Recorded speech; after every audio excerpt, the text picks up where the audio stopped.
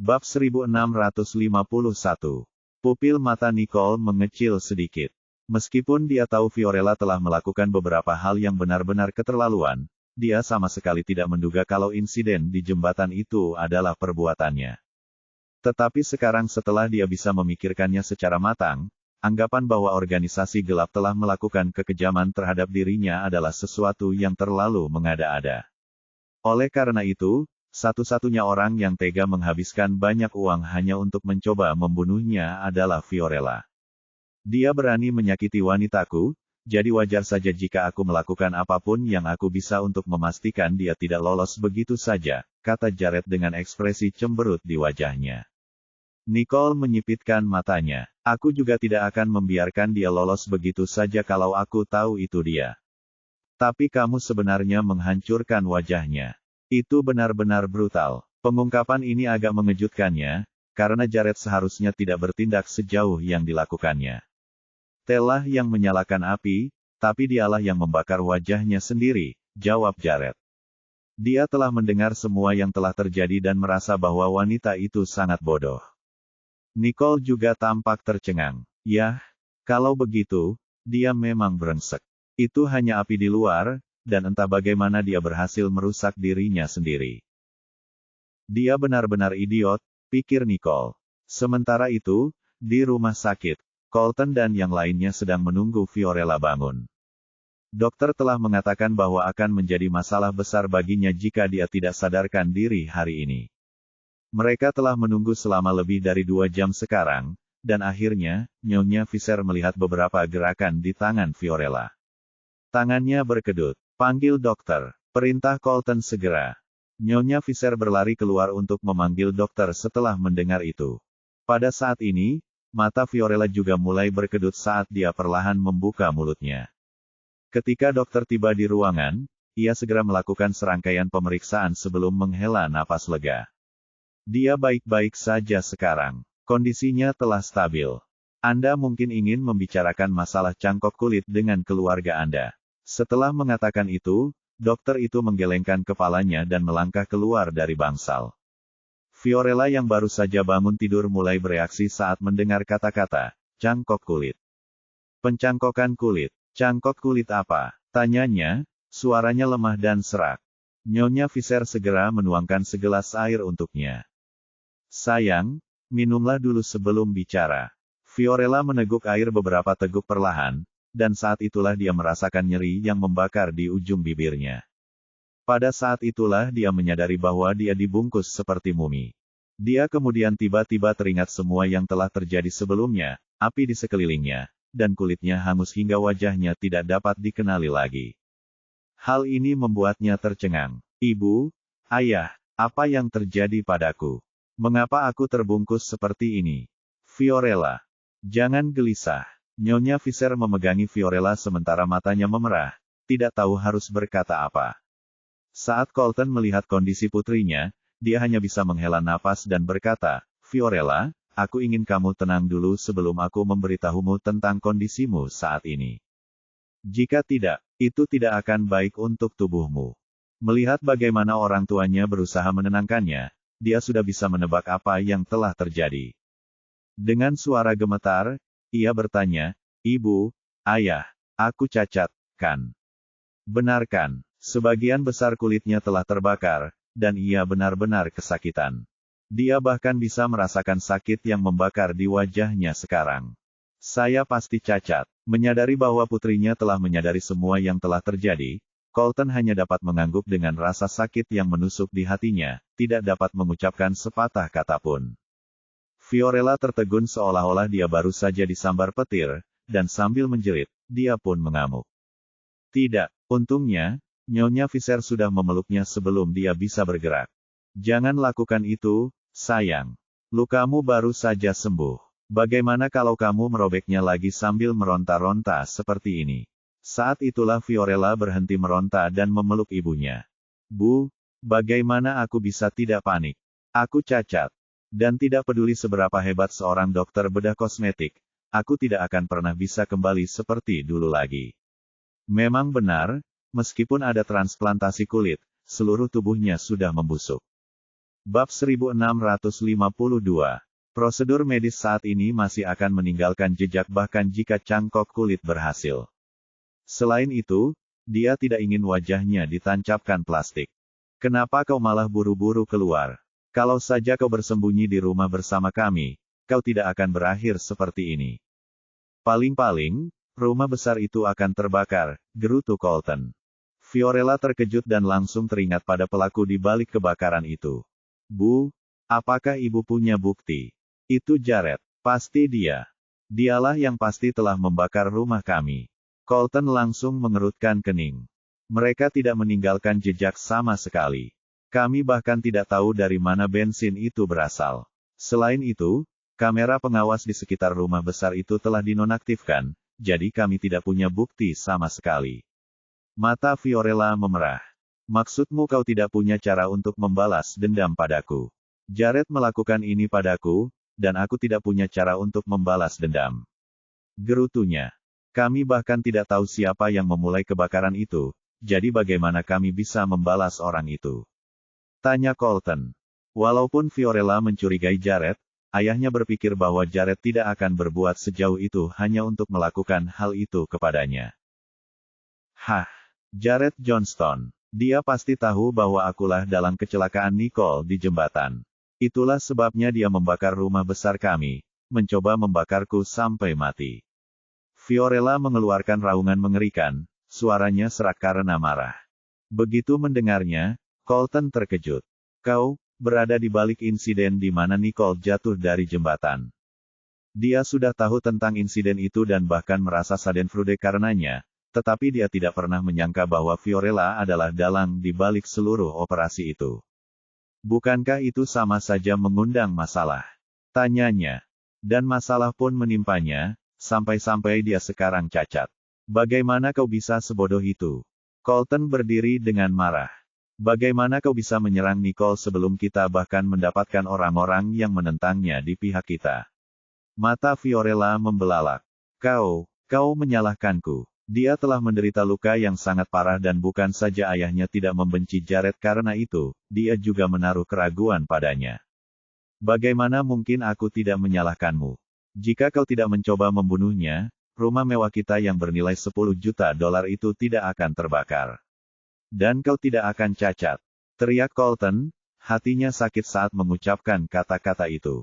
Dia benar-benar meneteskan air mata karena kebodohannya. Fisher Manor adalah bangunan tua yang telah berdiri tegak selama lebih dari 200 tahun dan bernilai puluhan juta. Tak seorang pun menyangka akan terbakar habis begitu saja. Sekarang, ia tak lebih dari sekadar tumpukan puing, hancur dan sama sekali tidak dapat diperbaiki. Awalnya, dia merasa kasihan terhadap putrinya dan sempat lupa bahwa rumahnya kini telah hilang. Tetapi sekarang setelah dia tahu bahwa sumber semua masalahnya adalah akibat kebodohan putrinya, yang dia inginkan hanyalah mencekiknya. Tahukah kamu bahwa kakekmu jatuh sakit karena marah setelah mengetahui istananya telah dibakar menjadi abu? Tanda seru. Karena hal inilah, sepertiga pemegang saham yang awalnya ingin bekerja sama dengan kami, telah memutuskan untuk mengundurkan diri karena kami kurang ramah. Lanjut Colton. Awalnya, rencananya adalah untuk mengumpulkan cukup banyak sekutu dalam upaya untuk bekerja sama melawan Riddles dan Johnstones. Wah, hebat sekali. Semuanya sudah hancur karena kebakaran. Semua rencana kita pasti akan musnah. Fiorella tidak menyangka bahwa para pemegang saham yang telah setuju untuk bekerja sama dengannya akan meninggalkannya sekarang. Rasa sakit di matanya begitu hebat hingga dia hampir menangis darah. Jared Johnston. Nicole Riddle, aku akan mengalahkan kalian berdua meskipun itu hal terakhir yang akan kulakukan. Tangisnya. Tunggu saja, aku pasti akan mengirim kalian berdua menuju kematian. Melihat putrinya masih mengoceh seperti orang gila, Colton pun bangkit dengan marah. Jangan coba-coba melakukan hal bodoh. Tetaplah di rumah sakit dan sembuhkan diri dari cangkok kulit. Lagi pula, kamu tidak perlu repot-repot dengan perusahaan lagi. Kalau saja dia tahu hal ini akan terjadi, dia akan langsung mengeluarkan Fiorella dari keluarga setelah dia tidak mengakuinya lagi. Dia benar-benar sumber semua kesengsaraanku. Colton berbalik dan bergegas pergi tanpa melihat ke arah Fiorella. Sayang, Nyonya Fisher terdiam sesaat. Hal terakhir yang diharapkannya dari suaminya adalah dia akan meninggalkan ruangan dengan marah begitu saja, dan begitu marahnya sampai-sampai dia tidak lagi peduli pada putrinya. Jangan panggil dia lagi. Dia bukan ayahku. Fiorella berteriak sambil menatap pintu dengan marah. Dia sudah memutuskan hubungannya denganku saat aku mendapat masalah terakhir kali. Dengan cara dia memperlakukanku sekarang, aku ingin kau tahu bahwa aku tidak punya ayah. Bab 1653. Pengecut. Kau bahkan tidak punya nyali untuk menginjak kaki Jared dan Nicole. Aku tidak punya ayah seperti itu. Gerutu Fiorella. Ketika Ibu Fisher melihat putrinya berperilaku seperti itu, dia langsung menangis. Putriku telah rusak karena kebakaran, dan keluargaku akan terpecah belah. Apa yang terjadi pada keluargaku? Tanyanya pada dirinya sendiri. Setelah Jared dan Nicole makan malam, waktu sudah menunjukkan pukul 7 malam. Terlepas dari betapa enggannya Jared, dia hanya bisa mengirim Nicole pulang. Melihat syuting akan segera dimulai, Nicole memutuskan bahwa akan lebih baik baginya untuk mulai mengatur proyek-proyeknya yang lain. Saya mendapat kabar dari Kelly saat makan malam bahwa Anda sudah mendapatkan tempat baru untuk pabrik. Saya kira mereka hampir selesai pindah. Dia tidak bertanya tentang kemajuan pabrik selama beberapa hari terakhir. Yang dia tahu hanyalah bahwa semuanya berjalan baik. Akan tetapi, dia sama sekali tidak menduga bahwa segala sesuatunya akan berjalan mulus. Ya, Terry telah memberikan sentuhan akhir pada teknologi mobil terbang. Jared meraih tangan Nicole. Terima kasih atas usaha yang telah Anda lakukan. Kudengar kaulah yang membawa teknologi AI utama dari luar negeri. Nicole menggelengkan kepalanya. Maksudku, aku tidak benar-benar berusaha keras untuk mendapatkannya. Teknologi ini awalnya diekstraksi dari Braves. Saya tidak menyangka benda itu akan sangat cocok dengan mobil terbang. Sebagai balasan, Jared berkata dengan nada bercanda, ia bahkan menaikkan standar mobil terbang beberapa tingkat. Ini akan bernilai jutaan begitu mulai dijual. Setelah meliriknya dengan cengiran, Nicole menggoda, seorang kapitalis sejati, selalu berpikir untuk menghasilkan uang. Jared tersenyum. Tentu saja, aku harus menabung untuk biaya anakku. Wewe, diam kau. Kita bahkan belum menikah. Anak apa? Nicole memutar matanya sementara wajahnya menjadi merah padam. Sementara itu, Max duduk di sana seperti patung, mengabaikan semua yang terjadi di sekitarnya dan menahan diri untuk tidak bereaksi terhadap semua yang terjadi di sekitarnya. Itu akan segera terjadi. Begitu kita menikah, kita bisa melakukannya kapan saja kita mau. Jared tiba-tiba mencondongkan tubuh ke arah Nicole dan berbisik di telinganya. Dia segera mendorongnya. Tidak, aku masih muda. Menjadi bebas itu bagus. Untuk apa aku menginginkan anak? Tanyanya pada dirinya sendiri. Lalu Jared menatapnya dengan senyum nakal. Itu keputusanku, bukan keputusanmu. Karena tidak ingin terlibat dalam olok-olok yang tidak masuk akal lagi, Nicole berkata, dapatkan orang-orang yang dapat dipercaya untuk melindungi teknologi, dan jangan biarkan teknologi itu jatuh ke tangan militer atau kelompok bersenjata manapun. Jika kelompok dengan niat jahat mendapatkannya, akan terjadi kekacauan besar. Pencurian Brave adalah salah satu contohnya, dan mereka tidak tahu di mana robot-robot itu berada saat ini. Jika teroris memodifikasi sistem, pasti akan menimbulkan banyak kekacauan. Mengerti? Jangan khawatir. Jawab Jared, tahu apa yang dikhawatirkannya. Aku akan menemukan Braves dan membawa mereka kembali untuk kita secepatnya. Ya, kuserahkan padamu. Dia mengangguk setuju. Tak lama kemudian, mobil itu tiba di kediaman Riddle, dan sebelum Nicole sempat bereaksi, Jared mengecup keningnya. Selamat malam. Beristirahatlah dengan tenang. Wajah Nicole sedikit memerah saat dia melirik Max. Untungnya, Max tampaknya terbiasa dengan hal ini sehingga dia bahkan tidak repot-repot membalas tatapannya. Merasa malu, Nicole segera keluar dari mobil, tidak ingin Jared mengganggunya lagi. Saat dia menutup pintu, Jared dengan malu-malu menurunkan jendela mobil. Karena tidak ingin berdansa tango dengannya lebih lama lagi, dia mendesis padanya. Pergi. Jared mengangkat sudut bibirnya. Mengerti. Ingatlah untuk memikirkan aku. Sekarang, silakan masuk. Kenapa harus aku? Nicole menjulurkan lidahnya sambil berbalik dan berjalan masuk ke dalam rumahnya. Pria ini makin lama makin narsis. Pikirnya. Bab 1654. Jared terus memperhatikan sosok Nicole saat dia berjalan pergi. Matanya dipenuhi dengan kelembutan dan kasih sayang. Baru setelah dia melihatnya memasuki istana, dia memerintahkan Max untuk pergi. Adapun Max, ia benar-benar merasakan bahwa bosnya menjadi seorang pria yang berbeda dibandingkan dengan dirinya. Dengan kehadiran Nicole, majikannya menjadi semakin lebih manusiawi. Memikirkan bahwa suatu hari majikan saya akan enggan melihat seseorang pergi, bersikap malu-malu, bersikap sulit didapat. Sialan, pikirnya, ketika Nicole masuk ke rumah, semua orang sudah selesai makan malam. Mengetahui bahwa ayahnya, Sean, dan Stanley pasti sibuk di ruang belajar, dia tidak mengganggu mereka. Sebaliknya, dia pergi dan bergabung dengan ibunya di sofa. Acara kesukaan Gloria untuk ditonton pada hari kerja adalah saluran berita gosip, yang mana matanya akan terpaku pada TV dengan penuh keasyikan. Melihat Nicole datang menemaninya, dia dengan senang hati mendorong semua makanan ringan di meja kopi ke Nicole. Makanlah sedikit, sayang. Ini semua adalah camilan langka. Itu adalah hadiah yang diberikan kepada kami saat perjamuan sebelumnya, katanya. Oh, Nicole melirik camilan itu, menyadari bahwa keluarga Riddle tidak lagi seperti dulu. Sekarang, ibunya selalu menonton saluran berita gosip, dan meja makan selalu dipenuhi dengan camilan mahal. Nicole dengan santai memilih satu yang dia suka dan memakannya. Pada saat inilah dia mendengar gosip terbaru di TV. Peran tokoh utama wanita dalam Lukewam telah menggantung selama beberapa waktu, dan baru saja tersiar kabar beberapa hari yang lalu bahwa pemerannya telah ditetapkan.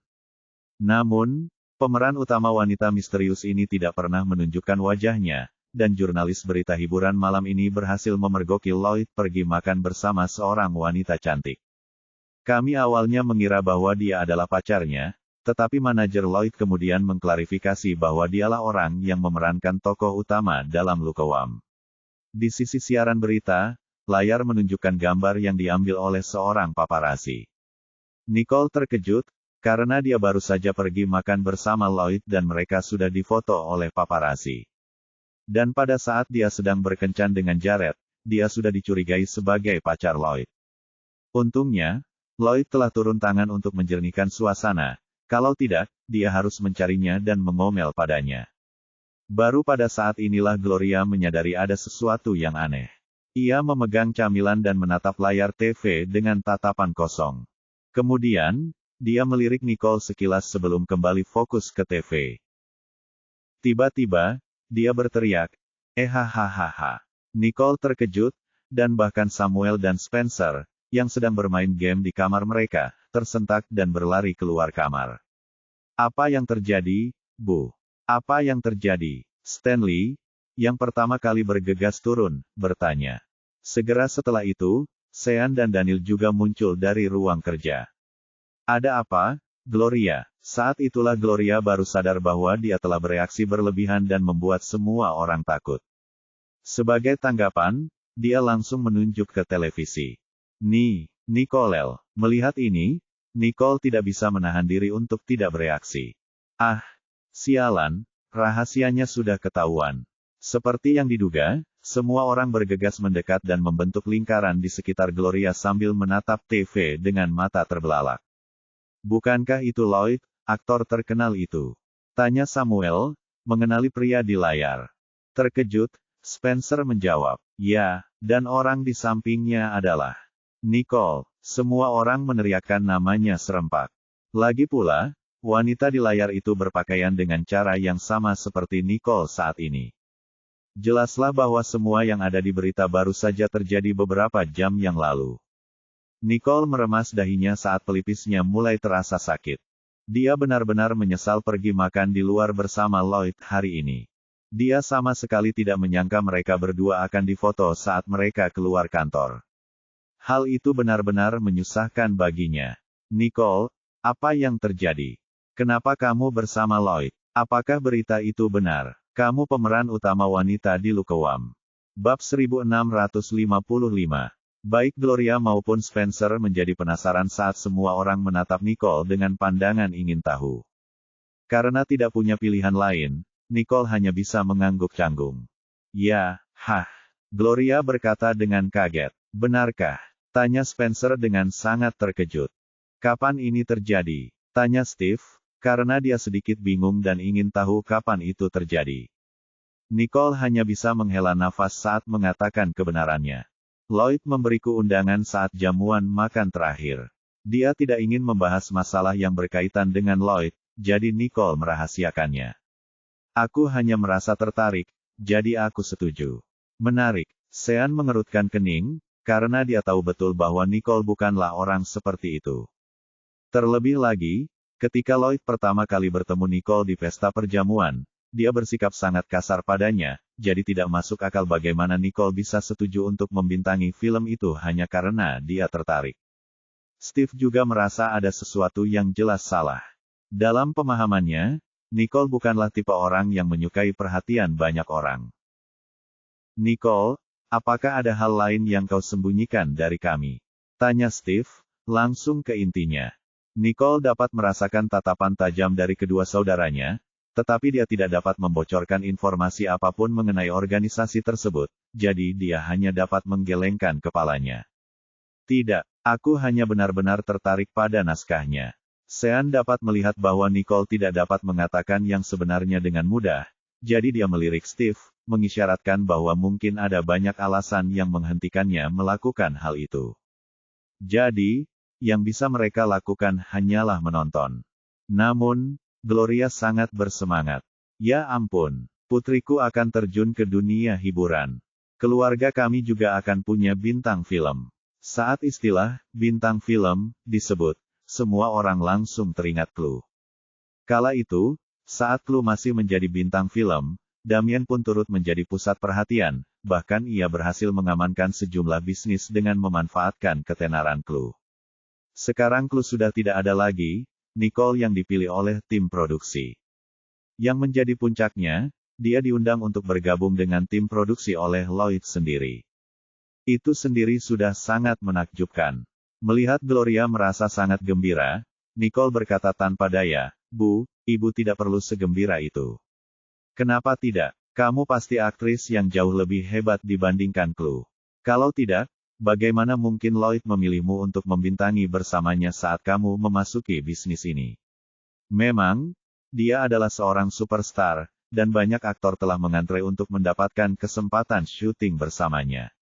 Namun, Nicole, seorang aktris pemula, akan mendapatkan semua kehormatan itu untuk dirinya sendiri, dan ketika hal ini keluar ke media, dia tentu akan menjadi objek kecemburuan orang lain." Melihat betapa gembiranya istrinya, Daniel pun menahannya. "Baiklah, tenanglah. Jangan menakut-nakuti Nicole sekarang." Saat itulah kegembiraan Gloria sedikit mereda saat ia mencoba menenangkan dirinya. Namun saat Samuel mendengar kata-kata ibunya, dia merasa bahwa ibunya benar. "Sepertinya aku perlu mendapatkan beberapa salinan tanda tangan Nicole terlebih dahulu. Begitu acara itu ditayangkan, nilainya akan meroket." Spencer memutar matanya ke arahnya. "Kau mencoba mendapatkan uang dengan cepat menggunakan tanda tangan Nicole." "Ya," Samuel melotot ke arahnya. "Lalu kenapa?" Spencer menggertakkan giginya sebelum tersenyum menyanjung Nicole. "Nicole, tolong berikan aku 30 tanda tangan." Nicole tercengang. Nada bicara Spencer berubah lebih cepat daripada membalik halaman. Kemudian, Stanley meraih si kembar dan menyeret mereka ke samping. "Minggir, kalian berdua. Jangan ganggu Nicole." Samuel dan Spencer langsung mengerutkan kening pada Stanley. Pengganggu pesta. Sean adalah orang yang jauh lebih tenang saat dia berkata, "Kamu seharusnya memberitahu kami sesuatu yang penting ini sebelumnya, sehingga kami dapat membantu kamu memperbaiki rencana dan menyusun strategi Steve saat itu." Ditambahkan ke bagian chorus. "Ya, memasuki dunia hiburan itu seperti memasuki sarang ular." Mendengar itu, yang lain pun tercengang. Mendengar itu, Samuel langsung berkata, "Apa yang perlu ditakutkan? Paling-paling kita bisa mengajak Nicole ikut berinvestasi. Kita tidak bisa membiarkan dia diganggu." "Ya," Spencer menambahkan. Bab 1656. Nicole langsung berkata, tidak perlu begitu. Jangan khawatir, tak seorang pun akan menggangguku. Lagi pula, Lloyd lah yang secara pribadi mengundangku. Sekalipun bukan Lloyd yang mengundangnya, dia pun tidak akan takut pada apapun. Karena Nicole ada benarnya, keluarganya mengangguk. Namun, Daniel sedikit khawatir. Kau benar, tapi bukankah kau masih belajar? Dari segi waktu, Nicole menggelengkan kepalanya.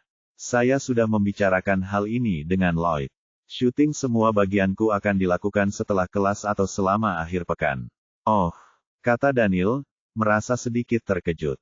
Meskipun dia tidak mengerti banyak tentang industri hiburan, hampir mustahil bagi Lloyd untuk menjadwalkan sesi syuting untuk mengakomodasi waktu Nicole agar dia dapat bergabung dalam produksi. Pada saat itu, bahkan mata Sean mulai menjadi gelap. Tetapi Steve segera memikirkan alasan di baliknya. Tidak apa-apa sebenarnya. Nicole adalah pembawa lambang api. Ada banyak orang yang ingin berteman dengannya. Pernyataan Steve memberikan sedikit kepastian bagi Daniel. Baiklah, sekarang keluarga Riddle sudah tidak seperti dulu lagi. Masuk akal jika Lloyd ingin terus bekerja dengan keluarga Riddle. Jadi, kapan syutingnya dimulai? Tanya Samuel, merasa sedikit bersemangat. Bisakah kita pergi ke lokasi syuting untuk mengamati? Nicole mendesah. Syuting dimulai akhir pekan ini. Aku akan beritahu kau jika kau boleh mengamati di lokasi syuting. Bagus. Samuel mengangguk. Kau yang terbaik, Nicole. Melihat semuanya hampir beres, yang Nicole inginkan hanyalah lari ke atas. Aku akan ke atas untuk beristirahat dulu. Mengetahui bahwa Nicole pasti lelah, Gloria berkata, baiklah, pergilah dan beristirahatlah. Baiklah. Nicole mengangguk sambil bergegas ke atas. Bahkan saat mereka melihat Nicole bergegas menaiki tangga, keluarganya masih merasa sulit untuk menenangkan diri. Sean melirik ke arah anak tangga atas dan memutuskan untuk mampir ke lokasi syuting sesekali untuk mengawasi Nicole. Setelah itu dia pergi ke kamar tidurnya, Nicole membilas dirinya sendiri, lalu berbaring di tempat tidur. Dia tak kuasa menahan diri untuk tidak melihat ponselnya. Dan benar saja, ketika paparazzi pertama kali mengungkap fotonya, semua orang mulai mengembangkan teori dan kecurigaan tentang hubungannya dengan Lloyd. Untungnya, tim produksi telah maju untuk mengklarifikasi masalah tersebut. Sepertinya Lloyd melakukan itu sebagai pilihan terakhir, pikirnya. Saat pikiran itu berkecamuk, telepon Nicole berdering, dan setelah meliriknya, ia melihat bahwa itu adalah Lloyd. Saat dia menerima panggilan itu, Lloyd langsung meminta maaf. Maafkan aku, Nicole. Kau sudah lihat beritanya, bukan? Ya, aku sudah lihat, Nicole mengangguk. Suaranya sangat monoton, tanpa emosi apapun, membuat Lloyd berpikir bahwa dia tidak senang, dan karenanya, dia dengan cepat menjelaskan, saya tidak tahu kalau akan ada paparazzi di pintu masuk markas besar. Untuk menghindari kesalahpahaman, saya harus mengungkapkan peran Anda sebagai pahlawan wanita. Maaf, aku tahu kamu benci perhatian seperti ini. Mendengar ketulusan dalam kata-kata Lloyd, Nicole pun menanggapi.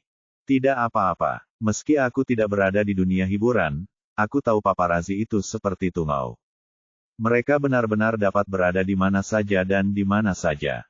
Bukan berarti kita bisa membunuh mereka begitu saja seperti kita membunuh teroris. Lloyd tersedak kata-katanya. Dia tahu Nicole berkata jujur, tetapi kata, bunuh, yang digunakannya sedikit mengejutkan. Tidak apa-apa, pemeran utama wanita akan terungkap cepat atau lambat. Karena saya sudah memutuskan untuk membantu Anda, saya tidak bisa berkata bahwa saya tidak melihat hal ini akan terjadi, katanya. Semenjak dia kembali ke Sanjoto, semua hal tentang dirinya mulai terungkap satu demi satu tanpa sengaja. Satu demi satu, rahasianya terbongkar dan sekarang, meski dia tak berdaya, dia mulai terbiasa dengan hal itu. Itu bagus. Terima kasih atas pengertiannya. Lloyd menarik napas dalam-dalam. Maaf karena harus menghentikan makannya secara tiba-tiba. Bab 1657. Nicole merasa sedikit tidak berdaya saat mendengar itu. Kamu juga suka meminta maaf saat itu.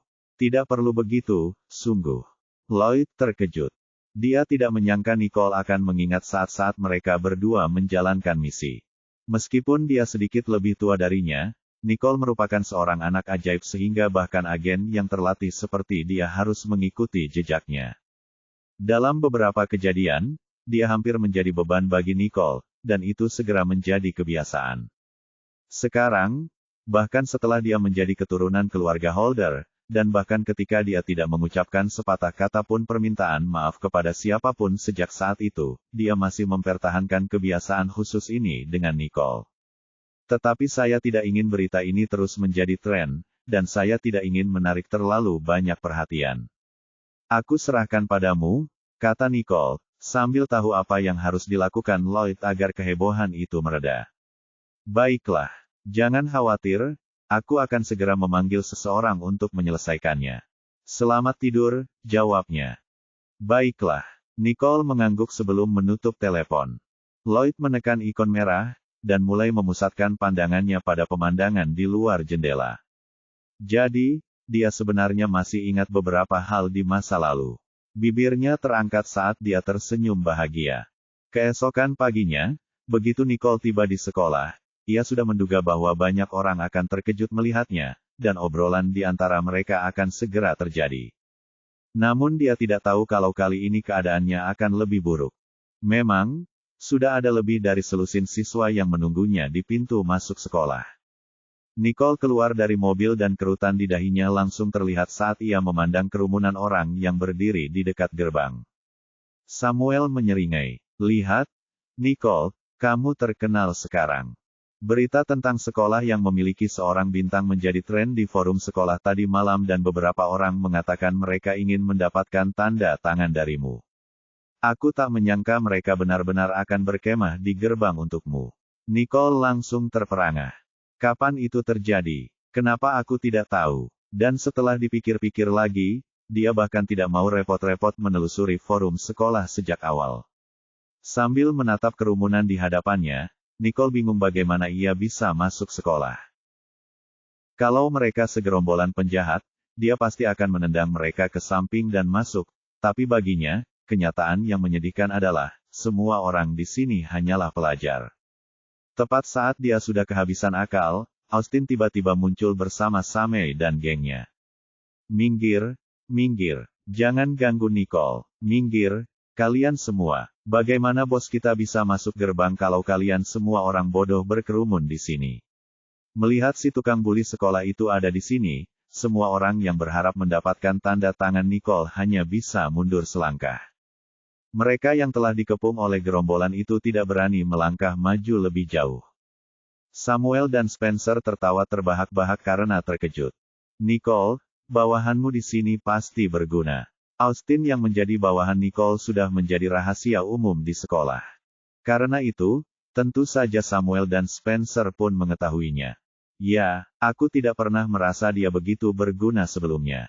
Nicole mengangkat sebelah alisnya, merasa bahwa Austin benar-benar pemandangan yang menyejukkan hati hari ini. Begitu Austin menyadari bahwa Nicole sedang melihat ke arah dari mana dia datang, ia langsung berlari menghampiri. Bos, aku akan datang untuk mengantarmu. Jangan khawatir. Dengan adanya aku, takkan ada seorang pun yang berani mengganggumu. Nicole tersenyum tipis pada Austin. Kerja bagus. Nicole jarang sekali tersenyum padanya, dan senyumnya begitu berseri-seri sehingga terasa seolah-olah dapat menerangi matahari juga. Hal itu membuat jantung Austin berdebar kencang, membuatnya terpesona sesaat. Austin, bro. Melihat Austin berdiri di sana seperti patung, Samei menyikutnya secara refleks. Saat itulah Austin tersadar kembali sambil menggelengkan kepalanya dan memberi isyarat undangan kepada Nicole. Bos, segera setelah itu, Nicole berjalan dengan angkuh ke sekolah di bawah perlindungan sekelompok bawahannya. Bab 1658. Banyak yang menunjukkan ekspresi cemburu di wajah mereka saat Nicole berjalan memasuki ruang kelas. Apa yang kau lihat? Apa kau belum pernah melihat gadis cantik sebelumnya? Benar sekali. Jangan berkerumun di sini. Kembali ke kelas. Austin, Samei dan gengnya menjaga Nicole sambil berteriak pada semua orang agar meninggalkannya sendirian. Mereka yang ingin melihat wajah Nicole, atau bahkan mereka yang membawa buku catatan untuk ditandatangani Nicole harus menyerah begitu saja saat melihat Nicole dikepung habis-habisan, sehingga tidak ada cara bagi mereka untuk mendapatkan tanda tangan. Tetap saja, semua orang dari kelas 10 hingga kelas 12 telah melihat bagaimana Nicole berjalan ke kelasnya dengan penuh gaya. Raine sangat cemburu melihat itu. Baik dia maupun saudara perempuannya tidak pernah menerima perlakuan seperti itu saat mereka masih menjadi siswi cantik di sekolah. Saat ini, Nicole bukan hanya si cantik di sekolah, karena ia juga memulai debut di industri hiburan bersama Lloyd dalam pertunjukan pertamanya, yang membuat segala sesuatunya semakin menakjubkan baginya. Di sisi lain, Raine hampir menjadi gila karena kecemburuannya. Jika saja pot bunga itu jatuh menimpa Nicole hari itu, dia tidak akan bisa bertindak. Persetan dengan kedua orang tolol itu. Sambil menggertakkan giginya, dia tidak dapat menahan diri untuk tidak mencibir ketika Nicole berjalan melewati kelasnya. Daripada belajar, apa yang dilakukan seorang mahasiswa di industri film? Apa prioritasmu? Raine mengejek. Saat Nicole mendengar suara Raine, dia terdiam sejenak. Kalau dulu, Nicole pasti akan mengabaikan Raine saja, tapi akhir-akhir ini, Raine sudah membuktikan bahwa dirinya adalah orang yang hebat, dan karena itu, Nicole tidak perlu lagi memperlakukannya dengan hati-hati. Sejauh yang aku ingat, hasil akademisku jauh lebih baik darimu, jadi apa hakmu untuk menghakimi semua kegiatanku? Balas Nicole. Saat dia berkata demikian, semua orang serentak memusatkan pandangan pada Raine. Meskipun nilai Raine lumayan, nilainya tidak sebanding dengan nilai tertinggi yaitu Nicole. Meskipun mereka tidak memiliki nilai yang sama, Nicole hampir selalu lulus dengan nilai sempurna dan dengan nilai yang sangat memuaskan, sesuatu yang belum pernah dicapai Raine sebelumnya. Kau apa? Kucing menggigit lidahmu? Atau kau merasa sedikit malu dengan hasil akademismu itu? Nicole mencibir balik. Apa kamu belum cukup dipermalukan setelah bola voli menghajar wajahmu minggu lalu? Nicole mengejek kejadian sebelumnya. Hal ini langsung mengundang lautan tawa dari penonton. Terakhir kali Raine menjadi tren di forum adalah karena gambarnya dengan mata terbalik. Itu sungguh lucu. Melihat dirinya menjadi bahan ejekan semua orang, Raine menjadi merah karena malu. Dia menghentakkan kakinya dan menyeringai.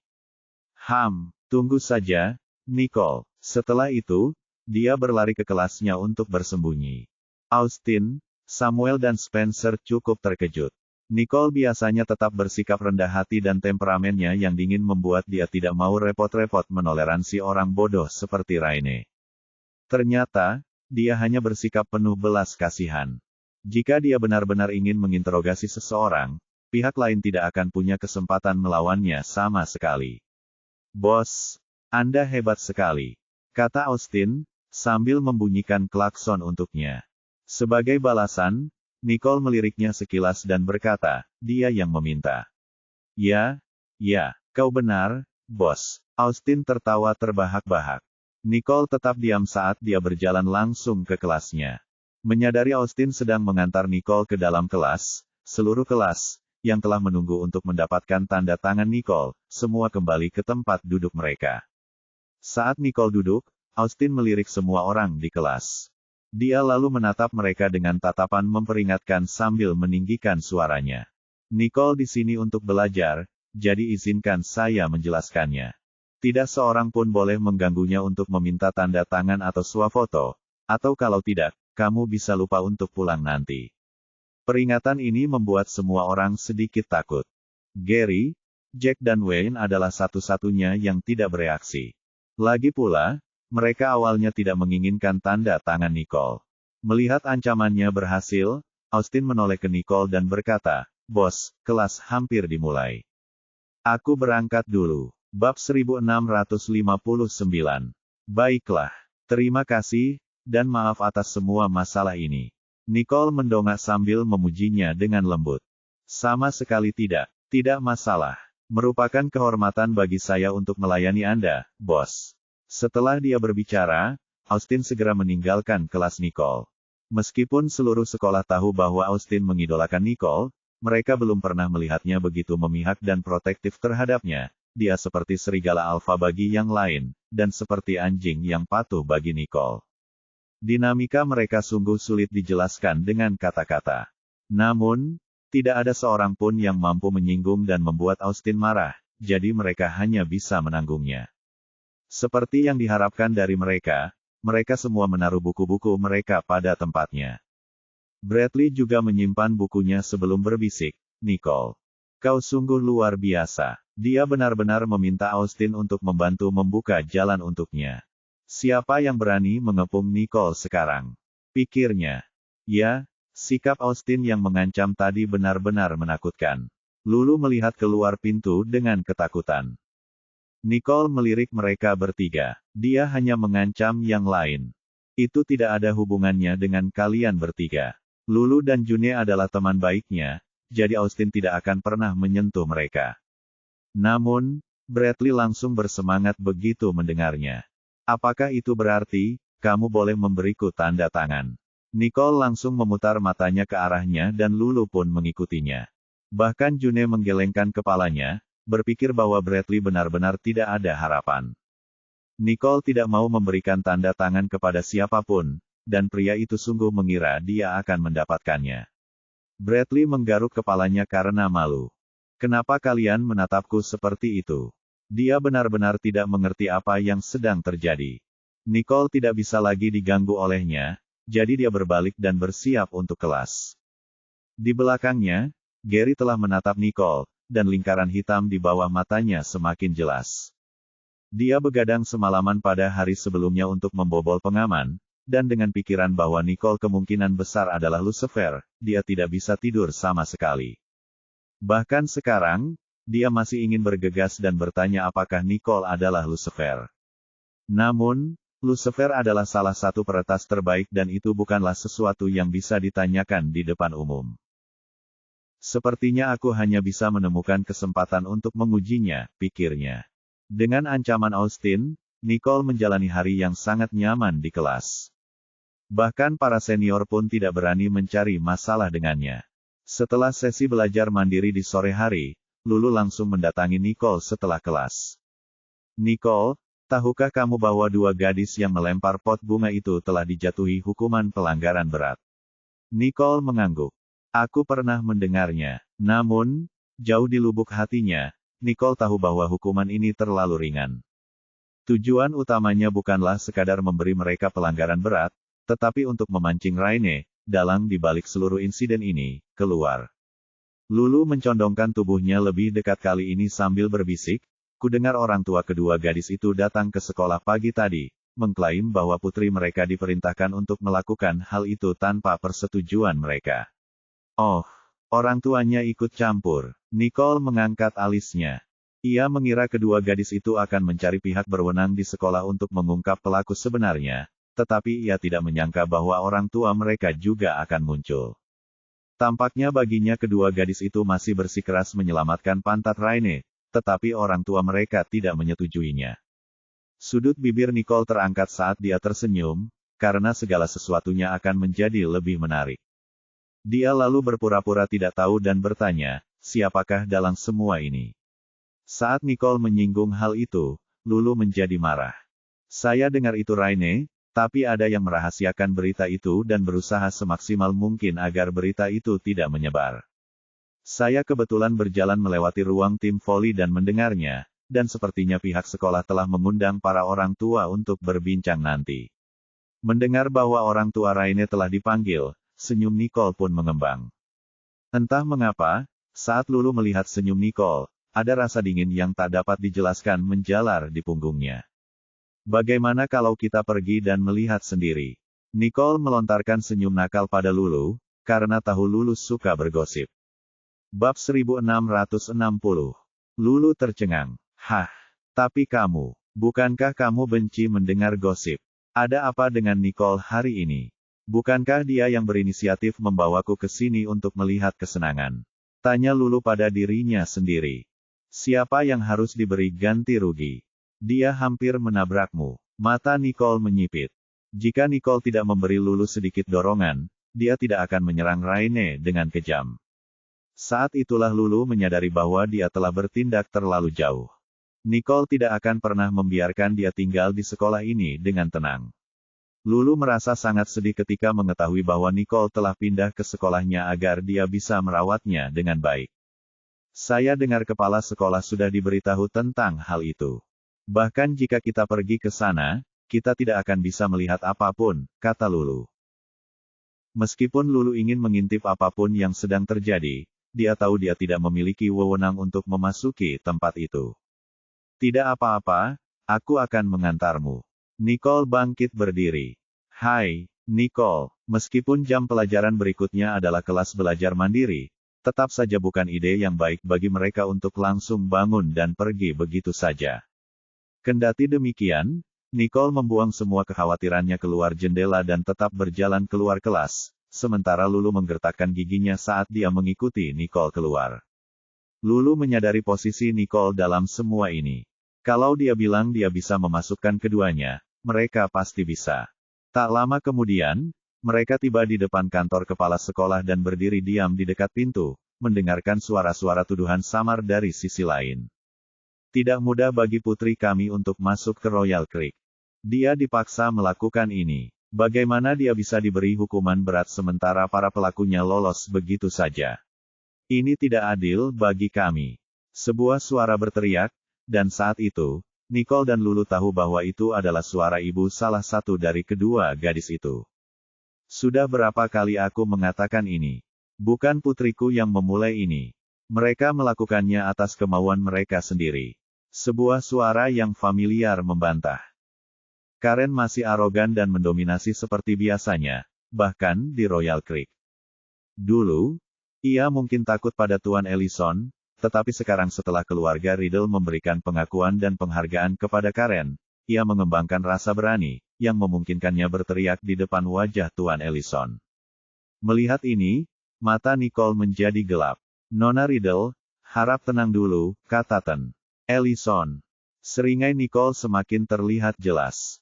Jika bukan karena reputasinya, Ten Ellison pasti sudah memanggil Karen dengan sebutan Nona Marquez. Namun, Karen masih berniat menyalahgunakan kekuasaannya dengan menindas dan mempermalukan orang lain. Bagaimana mungkin aku bisa menoleransi hal ini? Sambil mengingat hal itu, Nicole menendang pintu kamar kepala sekolah hingga terbuka lebar dengan keras. Hal ini mengejutkan semua orang di ruangan itu, terutama Ten Ellison. Sepanjang masa jabatannya, tidak ada satupun mahasiswa yang berani menendang pintunya. Tuan Ellison hampir saja lepas kendali, tetapi ketika ia menyadari bahwa orang yang menendang pintunya adalah Nicole, ia tersedak kata-katanya sendiri, terengah-engah sebelum dengan kaku memaksa dirinya untuk mengubah ekspresi di wajahnya. Nicole, kenapa kamu di sini? Cepat masuk ke dalam, kata Tuan Ellison lembut kepada Nicole. Semua orang di ruangan itu melihat betapa cepatnya ekspresi Tuan Ellison berubah saat mereka menatap kosong ke arah pintu. Karen tidak menyangka Nicole akan muncul, karena dia hanya pergi ke sekolah atas nama putrinya, Raine.